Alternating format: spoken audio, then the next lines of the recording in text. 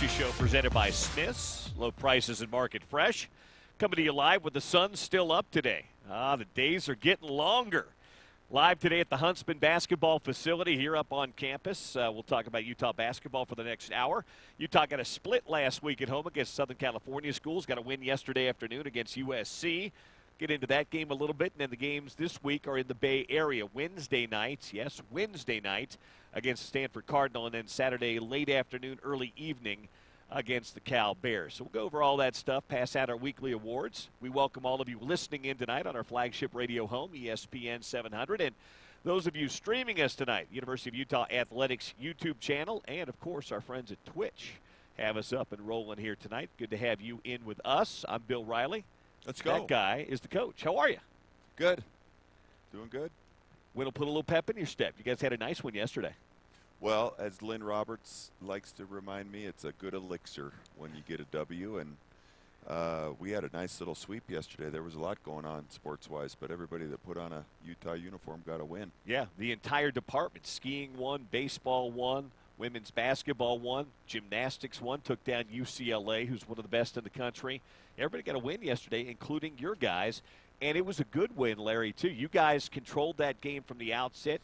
Got a good start, kind of let them back in it. But if I'm not mistaken, I'm looking at my stat sheet now. You guys led 37 minutes of 40 yesterday, so you were in control all the way through. Yeah, it was a solid ball game. It felt good. 19 assists. We had 20 deflections, so there were positive things on both sides of the ball. And saw some guys making some shots. Mickey had a 3, and Brandon had a 3, and Fonz had 5 threes. So it was good. We got the ball inside, and we were productive that way.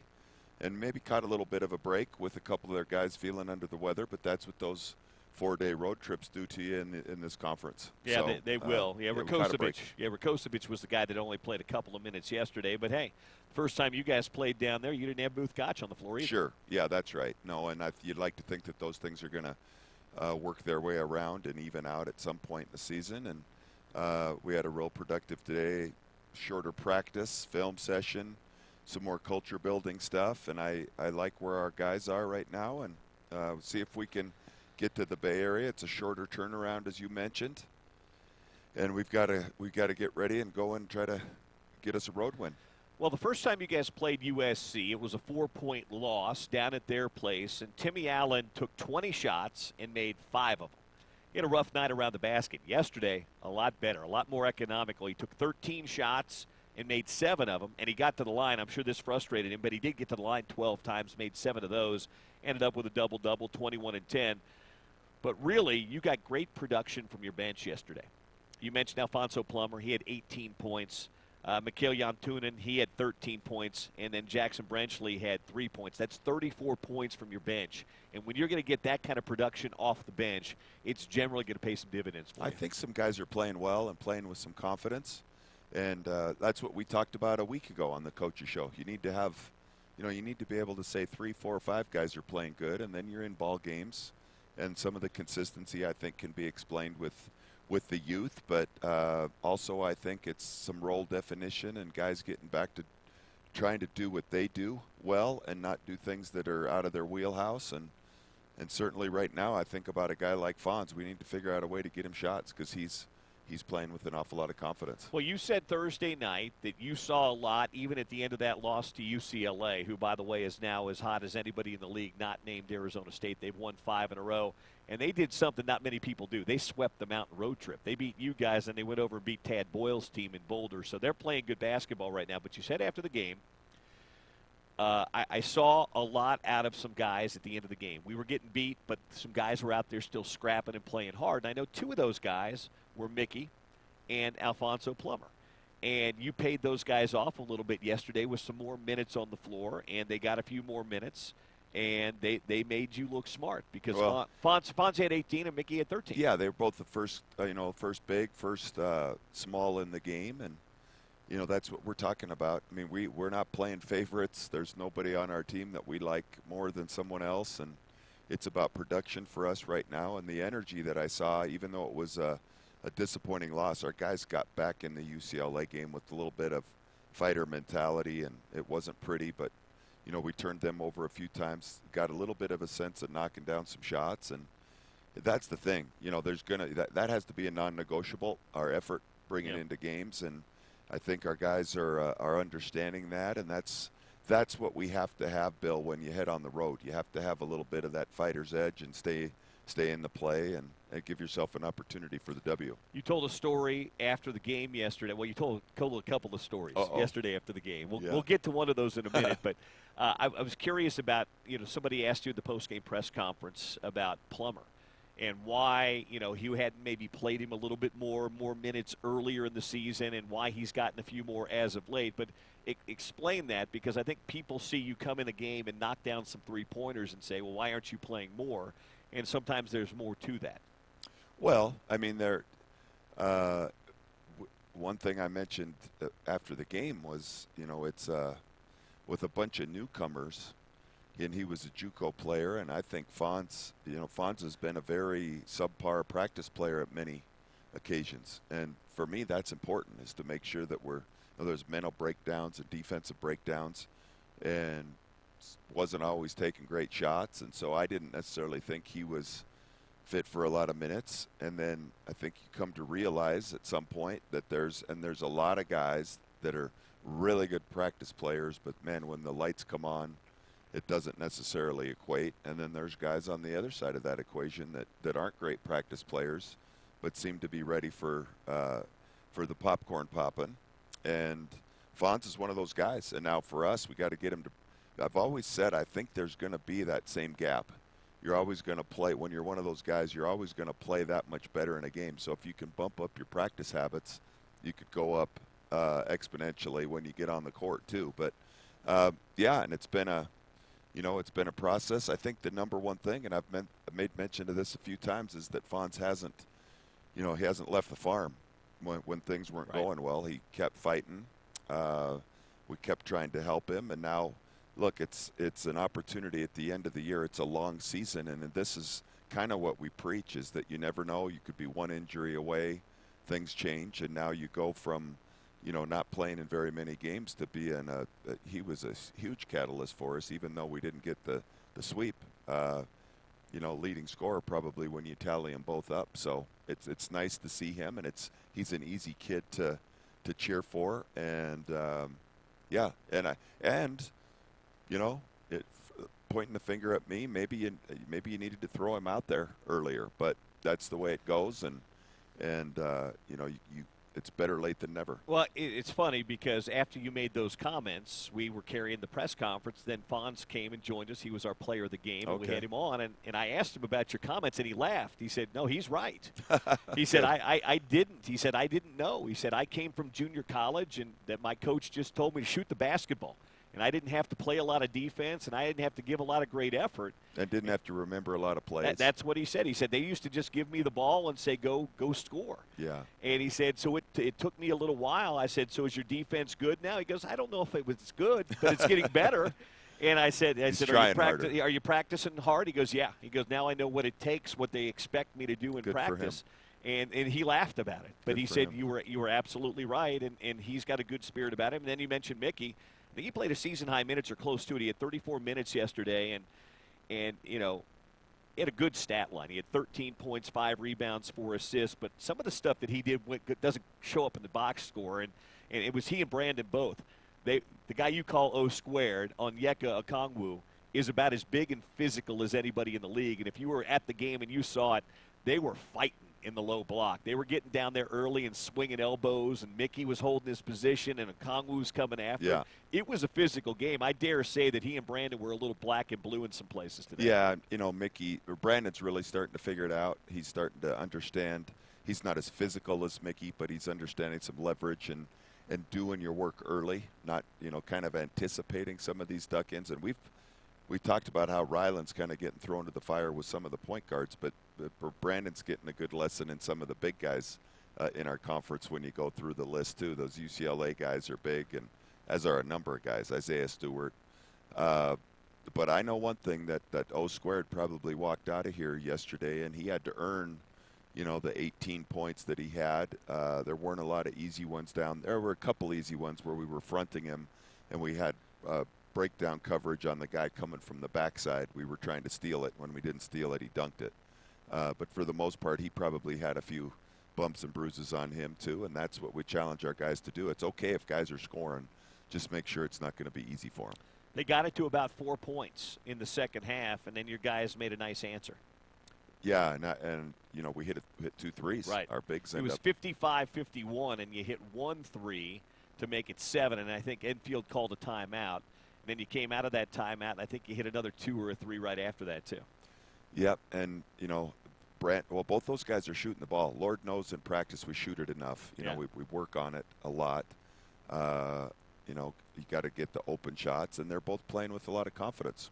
Mickey's a 33% shooter in league. He's only made 5, but he's 5 for 15, and it's still a little. It's not his nature to be, taking shots and doing his thing. He's always been the ultra team player, and if guys are going to leave him open, sometimes that's the best shot you're going to get, and it doesn't surprise the rest of our guys. I think we have a little rebounding opportunity, and guys, this time of year we've got to give them the keys to the car a little bit more often and expect them to go make some plays. Well, Brandon Carlson apparently told Fonz after the game he's his new Splash brother. Oh, jeez. So we got all kinds of stuff going on. You've created a monster in that 7-footer, but it's fun because he can step out on the floor, whether it's a 3 or a 17-footer or a 10-footer. He doesn't hesitate. Yes. That's the thing. Sometimes you'll see a big guy, and that 7-footer who's young in college might hesitate, and you hesitate 1 or 2 seconds too long, and you're not a shooter. Yeah. You're probably not going to make that shot. No. But he catches that ball, and he's taking that shot, and it looks good when it leaves his hand. And it's good. It's a good skill right now. I think it can be a really good skill, even a great skill for him, because he's got a nice touch.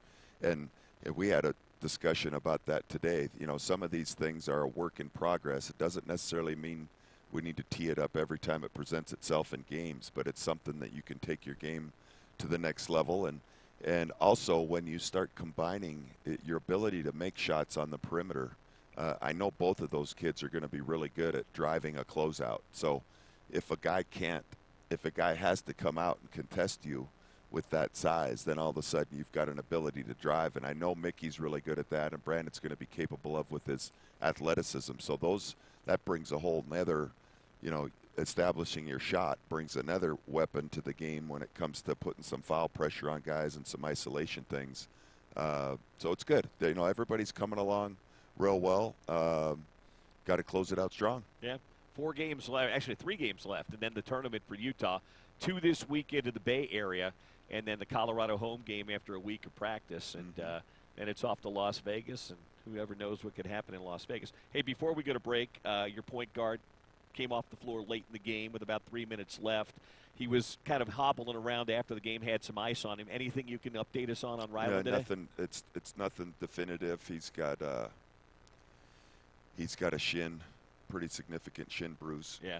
A knee followed up by a butt tox on his on the same spot. So yeah, we'll see how it goes. All right, day to day for Ryland Jones as he was knocked down with about 3 minutes left to play. Larry will tell his story. He had a vision yesterday. What story? Oh, that vision. 3 minutes left in the game. We'll get to that story of the vision yesterday, and then we'll pass out our weekly awards. It wasn't a vision. It was just a request. Oh, just a request? Yeah. Oh, okay. I thought you had. Well, I did. Okay. That I had to pray for it. Okay. Well, don't give it away. Okay. That's called a tease. Okay. We'll be back on the other side here on the Coaches Show, and just remind you as we go to break. Enjoy a crisp Bud Light if you're watching a Utah game Wednesday night, Saturday, or before you head up to the Huntsman Center. Crisp Bud Light, a proud sponsor of Utah basketball. Please drink responsibly. We'll come back with weekly team awards and Larry's request of a higher power yesterday. That'll be next on the Coaches Show from Learfield, IMG College.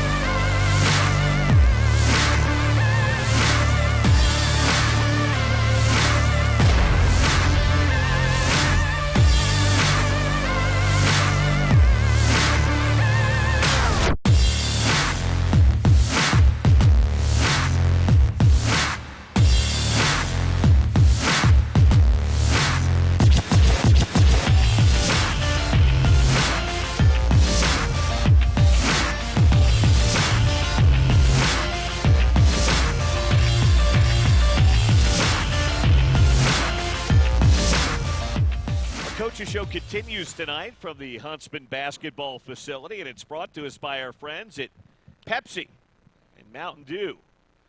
Mountain Dew is a proud official soft drink of Utah basketball. Go Utes. Bill Riley, Larry Krystkowiak with you. Utes are playing at Stanford on Wednesday night, so it's a short turnaround week. Cardinal had to play yesterday too, but they get to play at home, and then Saturday afternoon, late afternoon, early evening at Cal Berkeley. So before we pass out our weekly awards, you had a little request yesterday of the man upstairs. I did. I prayed when I was. You and Trevor give me too much water during the game, so. Well, you steal my water. Trevor hands you water. You just take my water I know. bottles. It's a good habit to have to stay hydrated. But man, I set some kind of records from the rest of the night, like at home, 8 to 10 times. So, yeah, I was in the bathroom, and I knew it was a tight game. Number one, I prayed for Rylan because when I left the court, he was hurt. So I figured that would give me a little window. Sure. And then I was in there doing my business, and I prayed for Rylan, and then I prayed for a little insight on what play to call when we got back out on the court. And I just grabbed my play sheet that was in my coat pocket, and I said, okay, whatever play I look at first. And, obviously if it would have been something else, I wouldn't have, but it's play that we call .6. And I thought, man, Fonz is kind of hot right now, so that sounds like it's a pretty good answer to my prayer. And we went out right after unfortunately, I saw Rylan getting carried out. Yeah. He looked to me like it could have been a knee, something pretty significant, and then drew up the play, and Fonz hit a three. So prayers were answered. Yeah, you were up 67-62. Really? No. Look at where I'm at. It was divine intervention and paid off by Fonz. I asked him after the game what play that was. He couldn't remember what the play was. See what I mean? That's why he doesn't play. And that's his play. He goes, well, I just knew they called it for me, and I knew what to do. Yeah. I said, well, what was it called? He goes, I can't remember. Yeah. See, but you made the shot. There you go. But he made the shot. I got Mike Sorensen asking me why he hasn't played earlier. Hey, but the good news is he knew what to run when you called it. Yes. No, he does. Sometimes you had to simplify it, right? Then there's a lot of facets to it. You're always talking about freeing people's minds up. It was as simple as it could get. Yeah. If you saw the play, it was a one pass and a screen, and we don't ask you to do anything else, Fonz. Just come off that thing and shoot it. And let it fly. Well, that's right in his wheelhouse, is letting that thing fly. Yeah. So there you go. Little prayer answered on the Fonz three, and then they never really got it too close after that, and Utah won it. But, yeah, it was a good call. Yeah, it was Sunday, too. Yeah. How many Sunday games have we had now? We've had too many. We've had 3 of the last 4 Sundays, and it's it's all TV related, but it's really hard. It's really hard on our kids. 2 years ago, we had 4 in a row, and I'm sure you remember that. Yeah. I mean, when you're in the middle of it, you don't know what hit you. I don't think people on the outside, even when you go to the league meetings, if you haven't experienced it, you don't know what it's like to be in a hotel.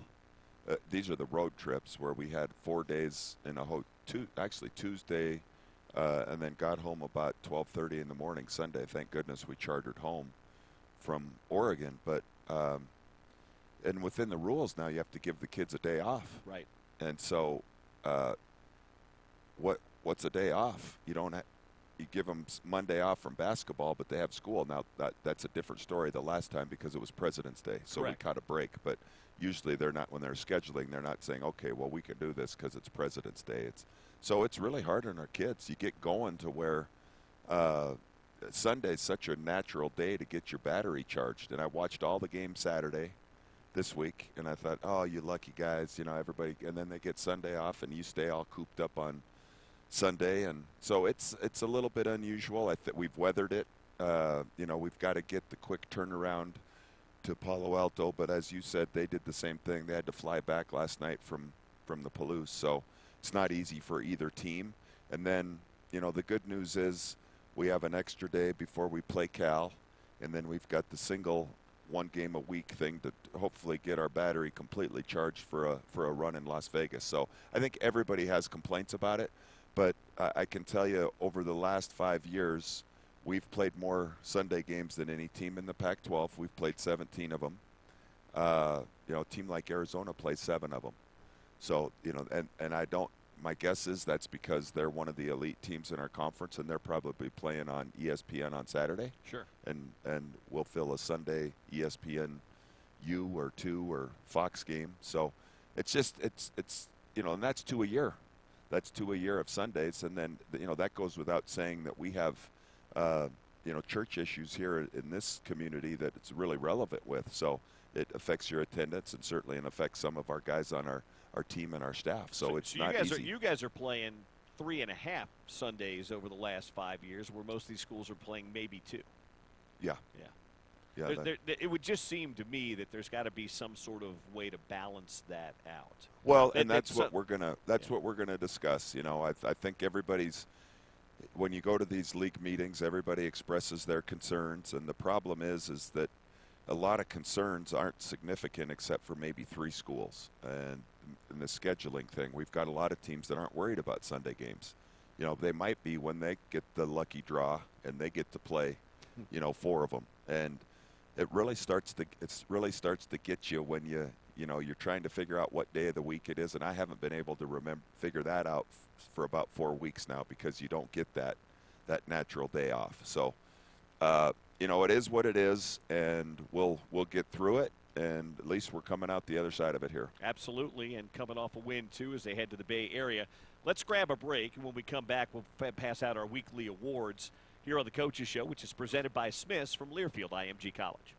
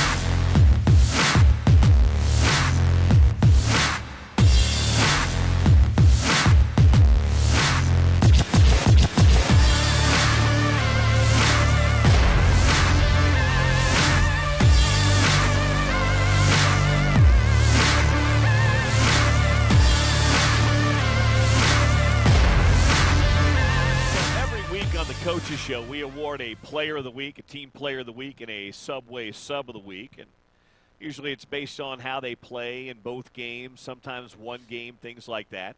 And so we start with our Team Player of the Week, which is brought to us by our friends at University of Utah Health. And the Team Player of the Week doesn't necessarily have to be a starter. It's just the guy you think best encapsulated everything you guys were doing that particular week. And you had a couple of guys have good weeks. So who do you want to go with as your Player of the Week?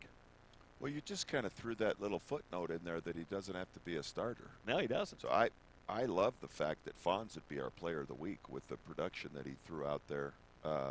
18 each night, I think. It's 17 on Thursday, 18 on Saturday, Yeah. so 35 in 2 games. Yeah, and the first night he got a point a minute. And I thought he was a huge catalyst last night. So regardless of sub or starter, to me, he's the Player of the Week. Here's the other thing I'm going to say, too, and it again, not in the box score. He made 2 really good post feeds yesterday. Yeah. One got paid off. The other one, I don't know if the big was not ready for it, but he made 2 really good. And you don't really expect Fonz because he's got that rep of being a shooter. Yes. But he made a couple of really nice post feeds for you yesterday. Well, and that's awesome. He's got it in him. He was a surprisingly good passer when he showed up this summer. We were really happy about that because he didn't do much of it in college. And that's another thing when we talk about using our post play. Yeah. That not all these guys have played with the post player that they've ever been asked to throw it in. A lot of the AAU stuff, it's really rare. High school is really rare. It's the 3-point line. So I think Jackson Brenchley's making some improvement with this post feeds. Ryland's always been good at it. We worked on it the last couple days in practice, and with that emphasis, it takes 2. But Fonz has got it. He's got a little knack for that and found some angles and does a good job. So Alfonso Plummer, even though he wasn't a starter, he can still be your Team Player of the Week. He had 35 in 2 games and was a real catalyst in both those games. But then our sub of the week can't be a starter. That's true. That's so true. So we'll go with Mickey. Okay. Well, let me finish the read. Oh, the ad? You want me to? No, you want to? University of Utah Health. Yes. University of Utah Health Team Player of the Week. Today's Team Player of the Week is brought to you by the University of Utah Health with 16 convenient neighborhood health centers. We have a game plan for your family's health. Visit uofuhealth.org. Yeah, good job. Right on. But I was supposed to be doing – that was Fonz's we have to Player pay, of the Week. We have to pay that off before we go to the Cha-ching, cha-ching. Cha-ching. There we go. Okay. Now our Subway Sub of the Week. Mickey? Mickey Yantunen. Yes. All right. Mickey had a couple of good games. He had 13 and 5 yesterday. I don't remember his numbers. I want to say he had 9. Yeah, it was 8 and 5 the other night against UCLA. Yeah, he was the battler. I mean, that's what I think about going down the stretch. And both those guys are the same 2 that we talked about. Yeah. That brought it, up, down, in between, tied up, whatever it was. I thought they were dialed in. So that's the Subway sub of the game. Buy the footlong of the day at Subway restaurants and get chips, 2 cookies, or a 20-ounce drink for free. Only at Subway. That's really good, by the way. No glasses needed for Larry. If we were doing the Kyle Whittingham Coaches Show, he'd need to have his cheaters on. He couldn't do it without those glasses. Well, my arms are long enough. That's true. You do have the long arms. So, yeah, those 2 guys were terrific for you, and you're not going to get the same production from everybody on the bench and starters on every single game. But, I want to go back to Timmy for just a minute. It's been a struggle over the last month for Timmy, just because he's number 1 on the scouting report, and he's challenged a lot. He's double teamed a lot, and I really felt like, I don't know if maybe you guys have talked to him the last couple of games. I felt like he's almost tried to carry the burden of the scoring because he's the leading scorer on the team, and I kind of felt like yesterday he kind of let the game come to him, and he took some. He got some and ones. He gets to the line a lot. Jimmy and I talk about it all the time. He could probably get there a little more. He doesn't always get the calls, but I thought he played his best game in at least a month yesterday for you guys. Well, he played a great game. I thought that, and he played a really good game against UCLA the last time we played there. Yes. So it's been a process. He really cares, and I think he's making some great progress from understanding that he doesn't have to put it all on his shoulders. There's still times that we witness where we get, down to crunch time, and it's not that he's a selfish player. He's just very proactive and wants to make it happen. And so we've got a lot of data. He's not fighting us on it at all. And, there were a couple of opportunities last night that, again, he could have passed, but he did a great job, I thought, And it's not always about assists for him. He's given guys opportunities. A lot of times what Timmy ends up in is the hockey assist, where he's passing it out of a double team, and they might be ready for that first one, but they're not ready for the one more. So he's really growing, and he's one of the kids, one of his skills. You know, whenever you have, I heard it on an ESPN game a couple weeks ago, whenever you have the ability to draw two guys, you have the responsibility to hit the open guy. And that hasn't been a part of his DNA his whole life. So you're asking him to kind of switch his mindset all of a sudden midstream. And he's done remarkably well with it. And yes, we can get better. But he's starting to understand that that's how we win. That's how it's ironic because, 9-3 in the preseason, and he was leading the Pac-12 in scoring, and we never even thought about it. We were never even discussed it. It just kind of happened organically. And then I thought we had a little bit of a Christmas break, and then, maybe we came back thinking we had to generate new ways to score and different things and put some pressure on himself. Plus, he's going up against some elite guys in our conference, well scouted. So it's been a process, and the frustration is always short term because you can look at film, which we do a lot of, and I think he's really maturing and growing as a player. And let's remember he's a sophomore. Yeah. That's the other part of it. Like you don't have all the answers at this thing sometimes until you become an upperclassman. So I've got all the faith in the world that it's going to work out fine. He got to play exactly 1 year with upperclassmen, and then he became the upperclassman himself. Usually how it works is you're a freshman and sophomore, and you have those juniors and seniors that you learn from for a couple of years. Well, he had Parker and said last year, and now it's kind of on him. So the process has been sped up. We're in a society today where everybody wants instant gratification, and you don't always want to see that progress pay off, but it is paying off. Let's take a timeout. We're going to come back on the other side. When we come back, we're not going to talk about Stanford yet, but I do want to have you walk us through how you and your staff get ready for a game, because I think people are interested in the preparation that goes into it and the time that goes into it. What are the steps? What's the film study versus the on-court versus the players and some stuff like that. So we'll talk about that coming back on the other side right here on the Coaches Show from Smith's from Learfield IMG College.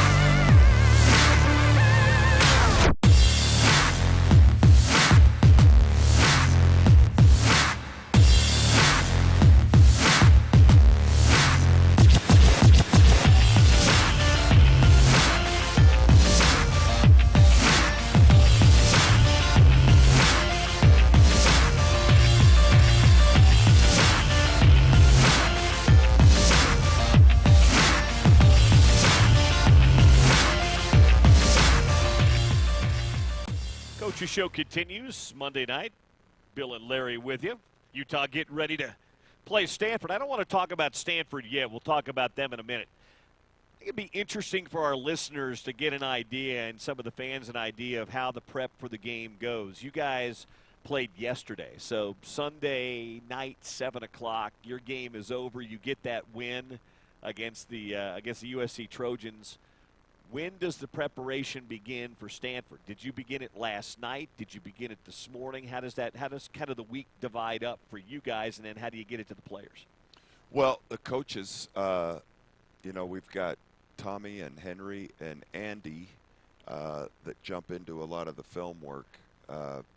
Right now, until Henry kind of gets his feet set here, Andy and Tommy are switching. So they've got the scouts. Yep, and we're obviously through the second time, so you'd stay, keep on the same scout. But Andy's had Stanford, Tommy's got Cal. You don't want to do a whole lot of talking about Cal, but you can work on some things in your practice setting. But it really starts with Scotty McBurn. He's an absolute genius with the dang computer. He was an assistant film guy when I was an assistant in New Jersey for Avery Johnson, and when I got the job here, he was one of the first guys that I brought with, and we've got a lot of fortunate automation. I can remember the early days when I was in this business and you had your 2 VHS tapes and you try to do a highlight, you'd have to get it just to the perfect thing and clip it all up, but now it's pretty slick how you do that. So Scotty gets the video ready. Did he get it ready last night or first thing this morning for you guys, cut-ups of Stanford? Well, okay, so it's not quite as complicated because we've already played Stanford. Okay. We played them fairly recently. Andy will have, prior to us playing USC, Andy was all over Stanford. Okay. And Tommy and I were kind of doing the lead on the USC game. So the minute that game's over, we walk up here to the office. I might have a quick meeting with Andy and sit down. Hey, are they doing anything new? Any injuries, anything we need to think about for tomorrow's practice. And then Andy will have a big edit put together. So I could watch, a 20-minute edit, which might be kind of the encapsulation of 4 games, and see what it is they're doing. And then we sit down and try to discuss certain actions. And, today, again, you can't kill the guys after a game last night. So we did 3 or 4 mental things defensively, kind of a walkthrough setting, and 3 or 4 offensive things that we need to think about. So then when we get into practice tomorrow and we get live, we don't have to drag it out. So we've become a little bit more efficient. And the fun part for me that we've done recently too is, the first time you scout Stanford, there's not a whole lot of self-scouting. Well, the second time you play Stanford, you have your first game. Right. So what I like to do, and I was going through it before the show tonight, is come up with some clips of some good, the bad, and the ugly here's the last time, here's that play we were talking about, but you can also see yourself out there.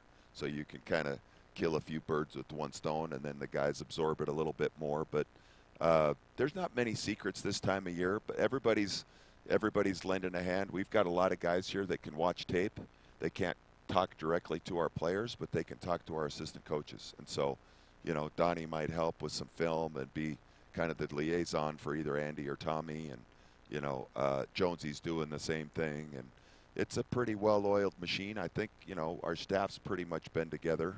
We had the change this year with DeMarlo, but once you've been together for 9 years, that part we don't think a whole lot about. There's just kind of last-minute tweaks and adjustments based on games and days that you have in between. How much time do you have? Everybody's kind of like on the team. Everybody's roles are pretty defined in the game prep, and the work up to it. Yeah, and then Dave Dunleavy is fantastic with the analytic side of it. I mean, he comes in about 4 times a day today, and he does the quick little knock and walks right in. I know it's Dave, and he's giving you, everything you need to know. Here's what we ran last time against Stanford. Here's what they ran against us.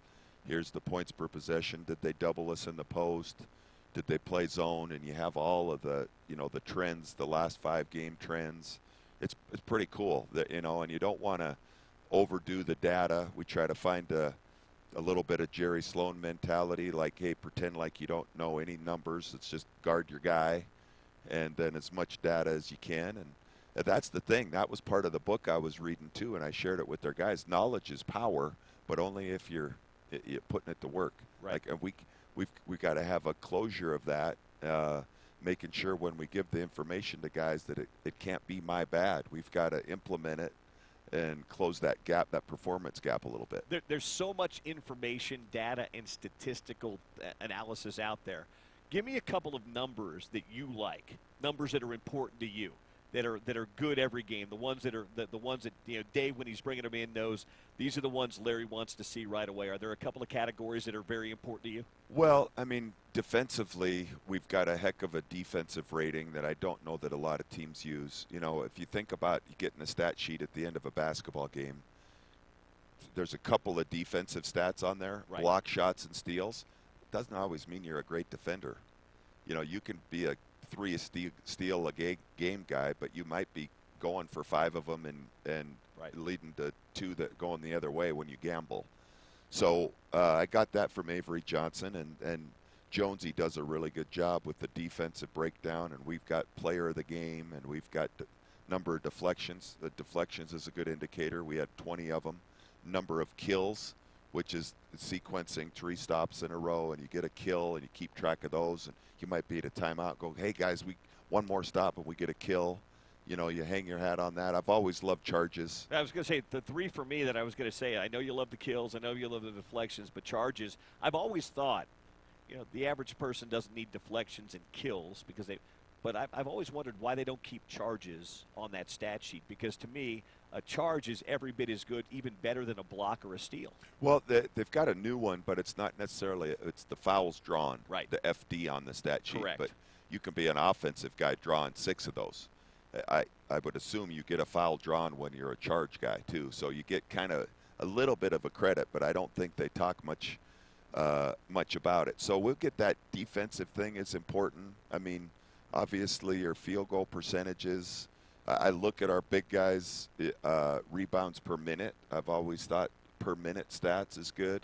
You know, so you kind of bring the playing field together. Okay, back in the NBA, it's how many points would you average if you played 48 minutes? How many rebounds would you get if you play 48 minutes? Well, in our case, it's a lot easier to just say, you know, and our power forwards, I'd like to get them to a rebound every 4 minutes, right. Which is a challenge because we're in the 5+ mark. So it's a lot of fun. You know, it's cool. We use it a lot. You know, Dave will tell you that, man, when Jules Bernard catches it, he's going left 91% of the time. Things like that, where it's okay. So when you go close out on somebody, you better not be closing out to his left hand. You know, letting him go right, letting him go left. Yeah, Will Richardson 99% of the time. Yeah, and he still gets to the basket. Yeah, He's that good. Yeah, I mean, sometimes you want it to be, hey, that was good defense, just better offense, and that's been an issue with our team this year. Again, that knowledge being powerful if it gets implemented, and you're asking guys to do a lot. You're asking guys to be young and energetic, and everything's flying around, and then all of a sudden, and I can remember Brandon Taylor. He didn't exactly have that early on, but boy, by the time he was a junior and senior, he was just dialed, you know, and started putting all that together. So it's we're making good progress. All right, let's take a timeout. We'll come back and talk about Stanford. Utah got them a few weeks ago here. What's got to be the same? What's got to change when they go to the Bay this week? Right here on the Coaches Show from Learfield IMG College.